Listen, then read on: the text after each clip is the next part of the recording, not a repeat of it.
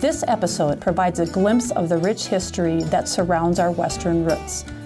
TC Energy understands the importance of capturing and sharing this culture for generations to come, and we would like to welcome you to this episode.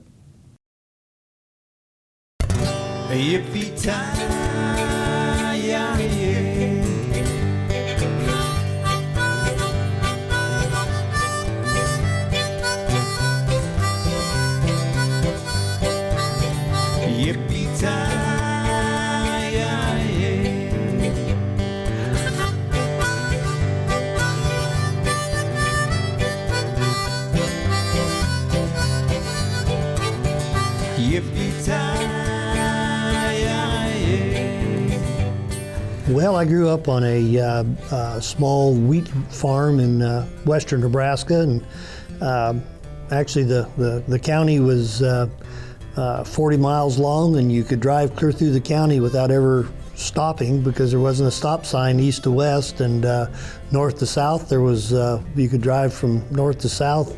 The 30 miles that it was north to south, you had one stop sign, and that was where the two roads intersected. So it's a pretty small community. Went to school in a one-room schoolhouse for my first 4 grades. Always was infatuated with animals, and my grandmother took me to the Denver Stock Show when I was 3 years old, and it was kind of a family joke there that I'd let her know that when I grew up I was going to be a bull rider.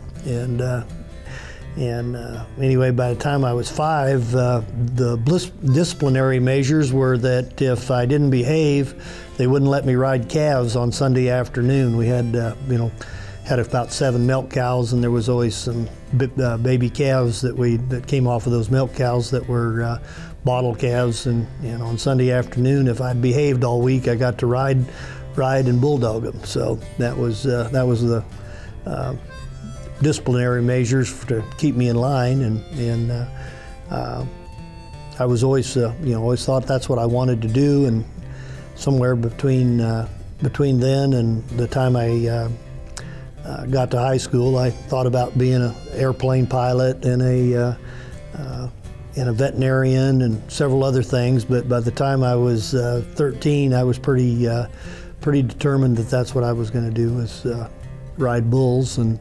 And still, to keep my folks happy, I told them I was going to be a veterinarian too. But wasn't very good at it, as a matter of fact. But I did a lot of, rode a lot of cows when I was in high school, and got on a couple bulls before I ever graduated from high school. And but I didn't have much success, really. I was never qualified for any of the high school finals or anything other than the state one, and you didn't have to qualify. And I always enjoyed sports. I was pretty active in high school sports, and of course it was an 8-man football team, and the only thing you had to do to make the team was cough when they gave you your physical. And so it was, like I say, a pretty small community, but it was really good growing up in that environment, and it gave you a lot of confidence because I was big in Brandon, but it was a small place, And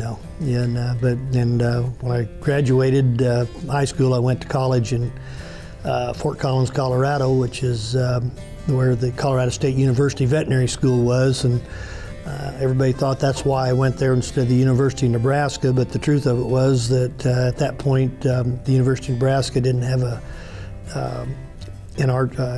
National Intercollegiate Rodeo Association team at the time, and CSU did, and so anyway, I went to Fort Collins and didn't make the rodeo team my freshman year, and finally towards the end of the year, enough guys either got hurt or went broke, and I got to go to a couple rodeos and was fortunate enough to have a couple placings, and when the finals, our team actually qualified for the intercollegiate finals that year, and we didn't have enough team members to go, so I got to go my freshman year to Vermillion, South Dakota. College was great for me, but it, literally Fort Collins back then was a town of 25,000 residents and 15,000 students, and but it was a big town compared to Brandon, Nebraska, with 23 people. You know, so it was a pretty good transition from a small rural community in Nebraska to the big cities that I was going to end up in later. But Fort Collins was and is a great community. I still live there. The small school and you know, it has some a lot of advantages. Like I say, it makes you have a lot of confidence if you're, you know, but at the same time, I never had an elective the whole time I was in high school. I didn't get to elect one class. Actually, I wanted to take a business class instead of shop one of my years, and they said, no, all the seniors have to do this. That class is for sophomores. Yippee-ki-yay.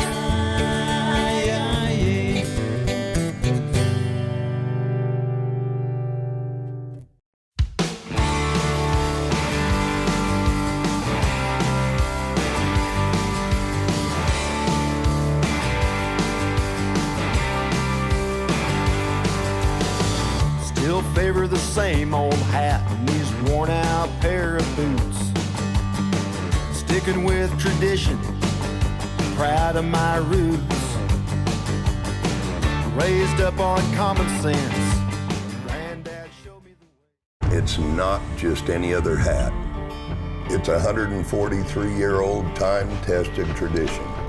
100% fur felt, built, and shaped by expert hands. Custom fit for the life you live.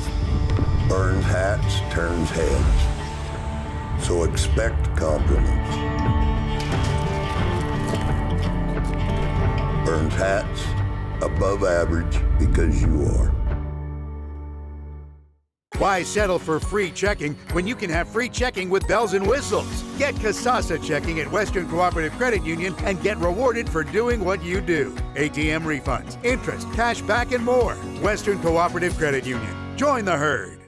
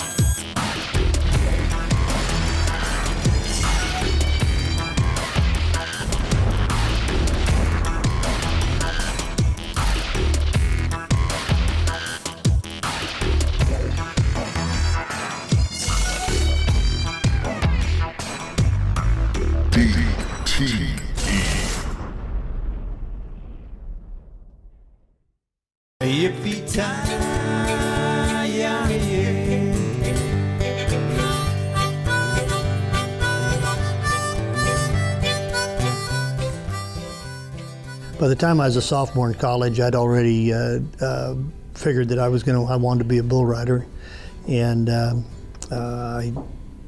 we had I was in the Fort Collins was a great situation. I could actually ride bulls and practice bulls in Laramie every Wednesday and Saturday, and there was a practice pen in Boulder on Sunday. So I was at the practice pen. I was getting on a minimum of three to five bulls a week from the time I was a freshman in college, and by the time we got to be seniors, the rodeo club actually acquired some bulls, and I was able to get on, somewhere between 4 and 6 bulls a week all through my college career. And by the time I was a junior, I was actually riding fairly well, and then was able to rodeo in the summertime. And back then we'd go to 50 PRCA rodeos a year in the summertime, or throughout the year. On college weekends when we didn't have a rodeo, wasn't unusual for us to leave on a Friday and be in Minneapolis, Minnesota on Saturday and someplace else on Sunday and back to class on Monday. And so by the time I got to be a junior, I was riding pretty well and won the region, the intercollegiate region that year, and went to the intercollegiate finals and had a decent finals, placed on one bull and ended up slapping the last bull and ended up third for the year. It cost me winning the year, but so it was. Came back the next year and rode fairly decent. Just didn't have as many good bulls, but I finished in the top 10 for the year in the intercollegiate and rode all three of my bulls at the intercollegiate finals and went on to rodeo.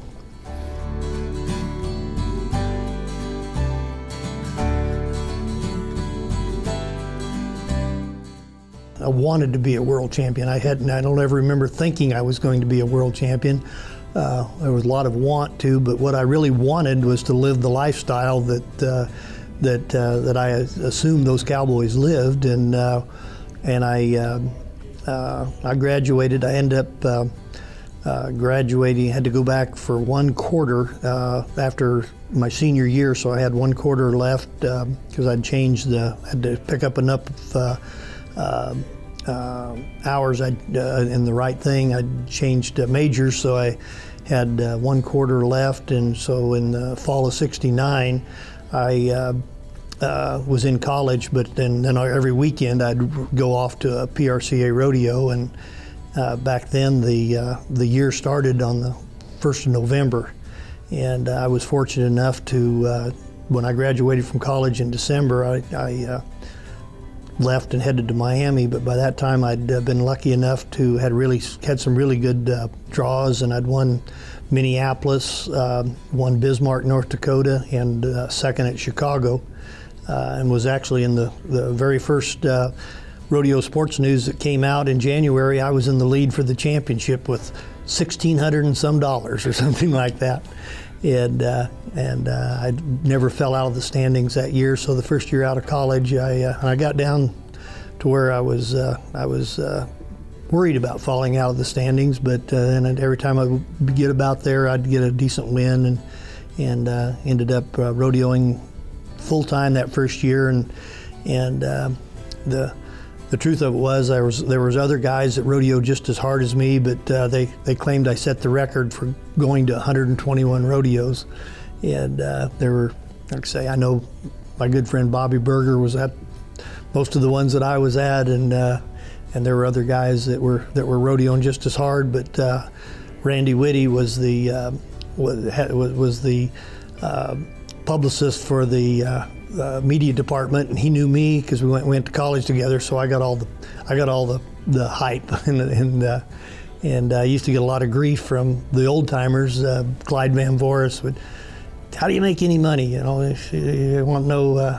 I go to 60 of them. I win the world championship, and you're 120. You go to 120, and you can't even be in the runner-up position. You know, so they used to harass me a lot.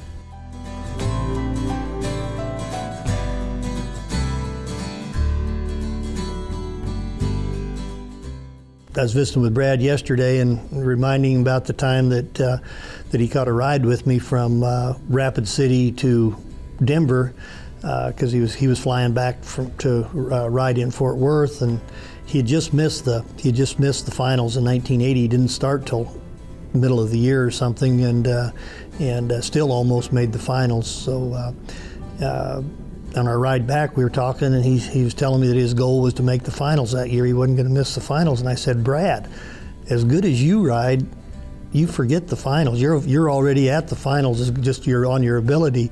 You need to start thinking about winning the world." And I remember it well anyway. And he went to Fort Worth, and he ended up winning it that year. And as we were talking yesterday, he says, "Do you remember taking me to play basketball on that same trip?" And when we got back to Fort Collins on our way to Denver, I played a lot of pickup basketball, and I took him to the gym to play with the guys, and he says, well, what I told him was that you need to stay in shape, and every time you do, work out every time you can. He says, at that time I was so young, I thought, that's not for me. He decided, and he wasn't much of a basketball player.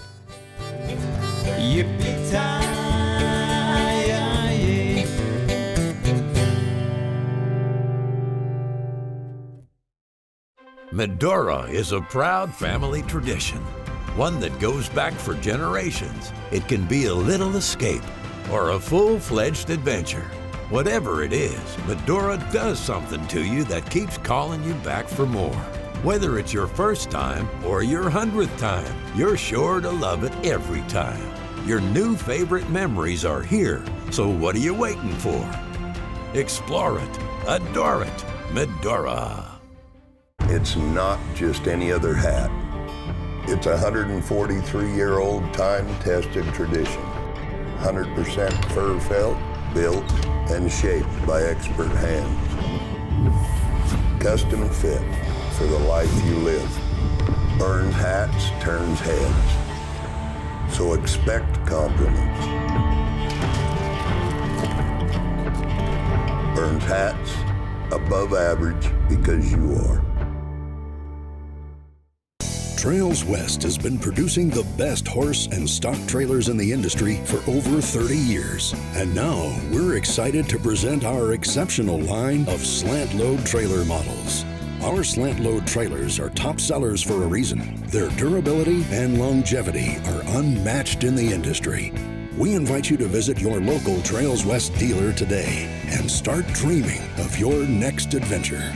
Trails West, the only trailer in its class. Good morning. Welcome to First International Bank and Trust. Mom, it's Saturday. Well, I guess I could wait until Monday to deposit your birthday checks. Whoa, let's not get carried away here. Okay. Mobile banking from First International Bank and Trust. Just another way to live first. There you go. Checks are deposited. Hey, hon, can you transfer some of those checks into my account? Oh, I'm sorry, honey. This bank's just closed.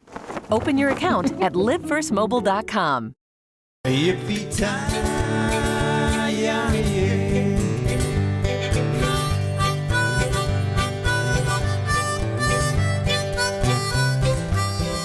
My attraction to rodeo was the animals. I'd always liked, always liked animals and loved rodeo. My favorite, as a little kid, my favorite pastime was I had a semi truck, a toy truck, and I had all these toy animals, and I had all these toy corrals, and I'd shove them into that truck and drive from one room to the other and take them out and set up a corral and unload the stock and either have a sale or a rodeo and then pack them back up and send them to the next room and do the same thing. And so I guess I subliminally always wanted to be a rodeo producer and stock contractor. And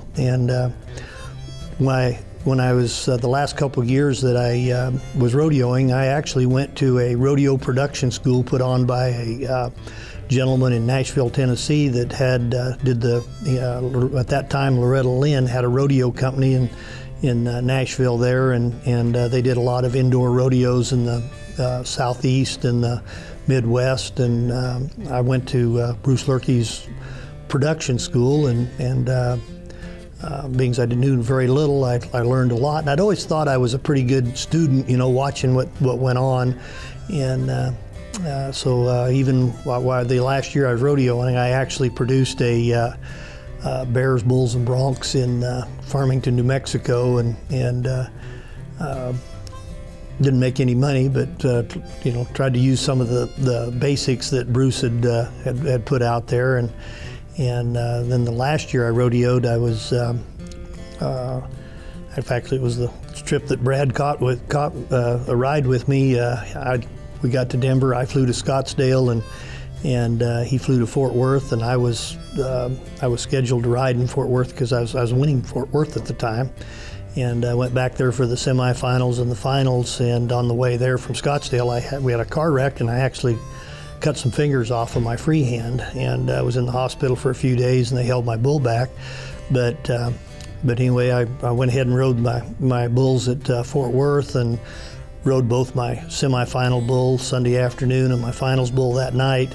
But I didn't ride him very well, and when I was getting off of him, I ended up tearing up a knee. So I had a ligament torn in my knee, and so back then that was that was about a minimum of 3 months, 6 weeks in a cast and rehab and everything, and I didn't get to come back until I guess I came back to competition over Memorial Day, and rode average, but not very, not, when you've ridden well, riding average isn't as much fun as it used to be. And I did not make the finals in that particular year. And while I was in that cast, I actually went and met with a guy that was doing rodeos in the Midwest, Steve Gander, and we actually convinced him to come into the PRCA the following year and bring his rodeos into the PRCA. And then when I didn't make the finals that year, I decided I was going to retire. I always said if I didn't ride good enough to make the finals, I thought it'd be time. And I was 35 years old, so I retired, and Steve Gander said that he would come in as long as I would be his arena director and help him do the transition. And so I spent 3 years working for Steve, and what amazed me was how little I really knew about the production business and what all it took to put on those shows, because I always thought I'd been a pretty good student, but in reality I was maybe the best student in the out of the Cowboys, but I wasn't. There was a lot more to it, and it was actually a blessing in that when I quit riding, I was so busy and learning all the other stuff that I didn't miss it like I thought I would until that first year. We did mostly winter rodeos, so here came June, and I had no rodeos, and it was. I happened to be in the airport during the 4th of July run and saw cowboys coming through there, and it actually made me nauseous. I missed it so much, and so from that point on, I always made sure I had plenty to do, because that was the only way you could really cope with the separation anxiety you had from the competition. And anyway, so I learned a lot working for Steve for those 3 years, and eventually I ended up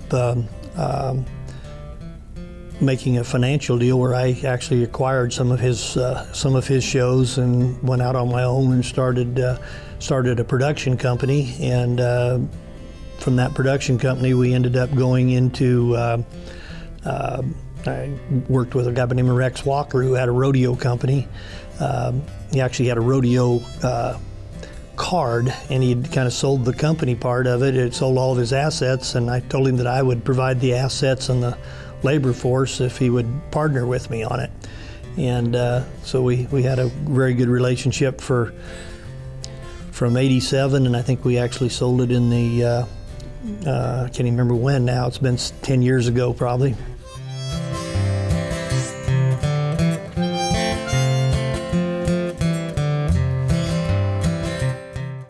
I guess I really don't worry too much what people think about me. I want to be a fair person, and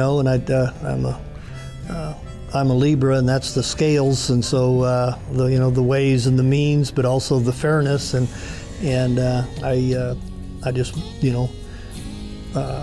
want to be honorable, want them to be remembered as being honorable and fair, and not lazy. I've been a cowboy most of my life. I punched a lot of cattle, got in a few fights, and I've been around a time or two. I made a little money, spent a little too.